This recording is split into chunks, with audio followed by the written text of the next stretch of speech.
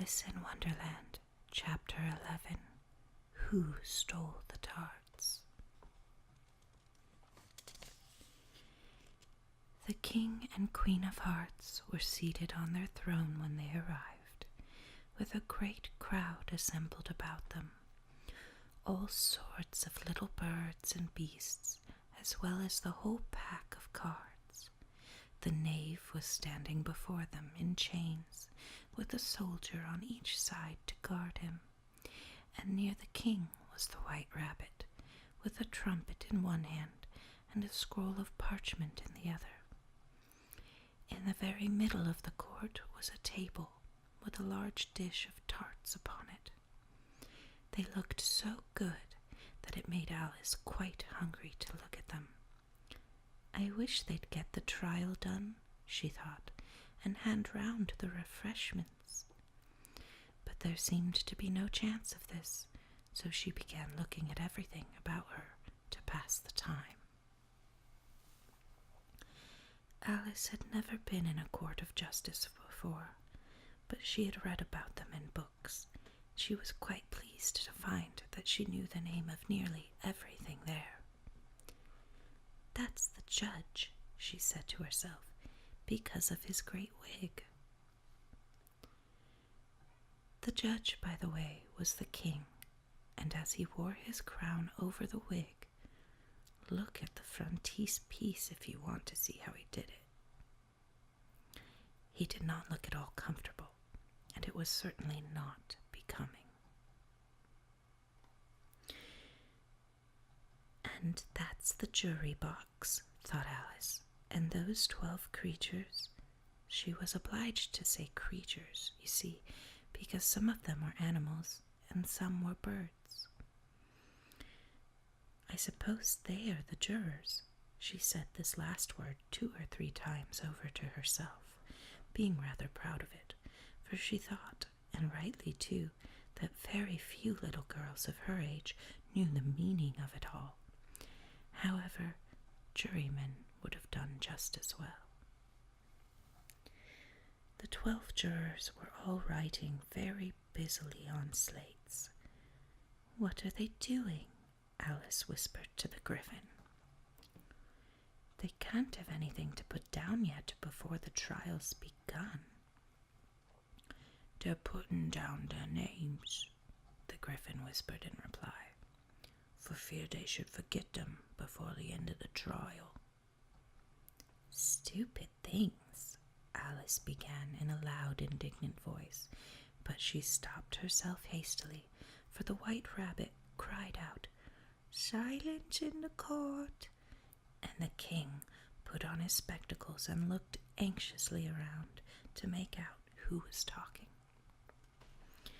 Alice could see, as well as if she were looking over their shoulders, that all the jurors were writing down stupid things on their slates, and she could even make out that one of them didn't know how to spell stupid, and that he had to ask his neighbor to tell him. "A nice muddle their states will be in before the trial's over," thought Alice. One of the jurors had a pencil that squeaked. This, of course, Alice could not stand, and she went around the court and got behind him, and very soon found an opportunity of taking it away. She did it so quickly that the little juror, it was Bill the lizard, could not make out at all what he had become of it. So, after hunting all about for it, he was obliged to write with one finger for the rest of the day, and this was of very little use, as it left no mark on the slate. "Herald, read the accusation," said the king. On this, the white rabbit blew 3 blasts on the trumpet, and then unrolled the parchment scroll and read as follows. "The Queen of Hearts, she made some tarts all on a summer's day. The Knave of Hearts, he stole those tarts and took them quite away." "Consider your verdict," the king said to the jury. Not yet, not yet, the rabbit hastily interrupted. There's a great deal to come before that. Call the first witness, said the king, and the white rabbit blew 3 blasts on the trumpet and called out, First witness. The first witness was the Hatter. He came in with a teacup in one hand and a piece of bread and butter in the other. I beg pardon, your majesty, he began, for bringing these in, but I hadn't quite finished my tea when I was sent for. You ought to have finished, said the king. When did you begin? The Hatter looked at the March Hare, who had followed him into the court, arm in arm with the Dormouse.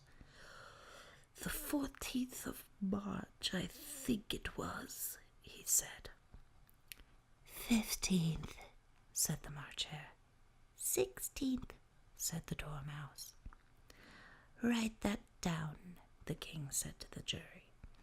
And the jury eagerly wrote down all 3 dates on their slates, and then added them up and reduced the answer to shillings and pence.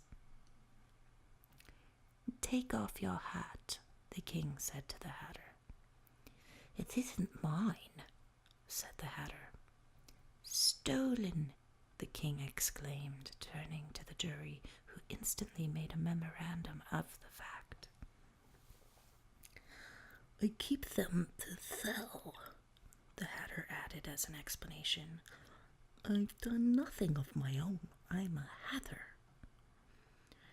Here the queen put on her spectacles and began staring hard at the Hatter, who turned pale and fidgeted. Give your evidence, said the king, and don't be nervous, or I'll have you executed on the spot. This did not seem to encourage the witness at all. He kept shifting from one foot to the other, looking uneasily at the queen, and in his confusion he bit a large piece out of his teacup instead of the bread and butter. Just at this moment, Alice felt a very curious sensation, which puzzled her a great deal until she made out what it was. She was beginning to grow larger again, and she thought at first she would get up and leave the court, but on second thoughts she decided to remain where she was as long as there was room for her. I wish you wouldn't squeeze so, said the Dormouse, who was sitting next to her. I can hardly breathe. I can't help it, said Alice very meekly. I'm growing. You've no right to grow here, said the Dormouse. Don't talk nonsense, said Alice more boldly. You know you're growing too. Yes, but I grow at a reasonable pace, said the Dormouse, not in that ridiculous fashion. And he got up very sulkily and crossed over to the other side of the court. All this time the queen had never left off staring at the Hatter, and just as the Dormouse crossed the court, she said to one of the officers of the court, Bring me the list of the singers in the last concert. On which the wretched Hatter trembled so that he shook off both his shoes. Give your evidence, the king repeated angrily, or I'll have you executed whether you are nervous or not. I'm a poor man, your majesty, the Hatter began in a trembling voice, and I hadn't begun my tea not above a week or so, and what with the bread and butter getting so thin and the twinkling of the tea. The twinkling of what? Said the king. It began with the tea, the Hatter replied. Of course twinkling begins with a T, said the king sharply. Do you take me for a dunce? Go on. I'm a poor man, the Hatter went on. Both things twiggle after that. Only the March Hare said. I didn't, the March Hare interrupted in a great hurry. You did, said the Hatter.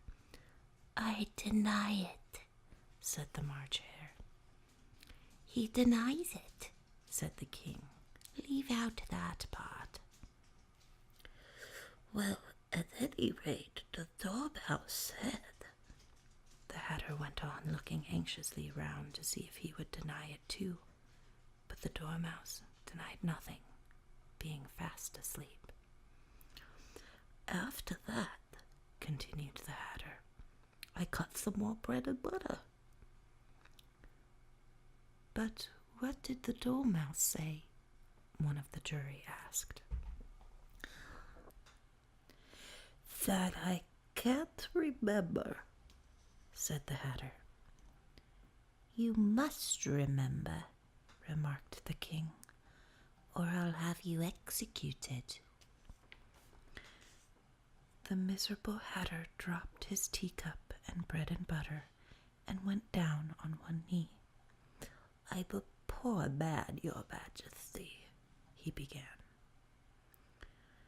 You're a very poor speaker, said the king. Here one of the guinea pigs cheered, and was immediately suppressed by the officers of the court. As that is rather a hard word, I will just explain to you how it was done. They had a large canvas bag, which tied up at the mouth with strings.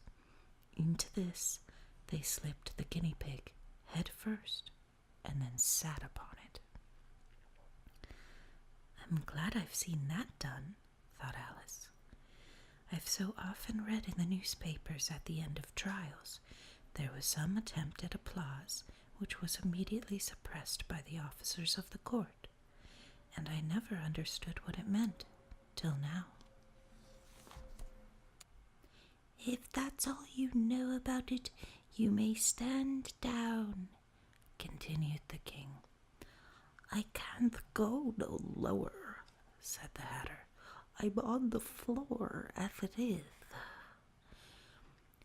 Then you may sit down, the king replied. Here the other guinea pig cheered and was suppressed. Come, that finishes the guinea pigs, thought Alice. Now we shall get on better. I'd rather finish my tea, said the Hatter with an anxious look at the queen, who was reading the list of singers. You may go, said the king, and the Hatter hurriedly left the court without even waiting to put his shoes on. And just take his head off outside, the queen added to one of the officers. But the Hatter was out of sight before the officer could get to the door. Call the next witness, said the queen. The next witness was the Duchess's cook. She carried the pepper box in her hand, and Alice guessed who it was, even before she got into the court, by the way the people near the door began sneezing all at once. Give your evidence, said the king. Shan't, said the cook. The king looked anxiously at the White Rabbit, who said in a low voice, Your Majesty must cross-examine this witness. Well, if I must, the king said, with a melancholy air. And after folding his arms and frowning at the cook till his eyes were nearly out of sight, he said, in a deep voice, What are tarts made of? Pepper mostly, said the cook. Treacle, said a sleepy voice behind her. Collar that dormouse, the queen shrieked out. Behead the dormouse, turn the dormouse out of court, suppress him, pinch him, Off with his whiskers. For some minutes, the whole court was in confusion, getting the dormouse turned out, and by the time they had settled down again, the cook had disappeared. "Never mind," said the king, with an air of great relief. "Call the next witness." And he added in an undertone to the queen, "Really, my dear, you must cross-examine the next witness. It quite makes my forehead ache." Alice watched the White Rabbit as he fumbled over the list, feeling very curious to see what the next witness would be like. "For they haven't got much evidence yet," she said to herself. Imagine her surprise when the White Rabbit read out, at the top of his shrill little voice, the name Alice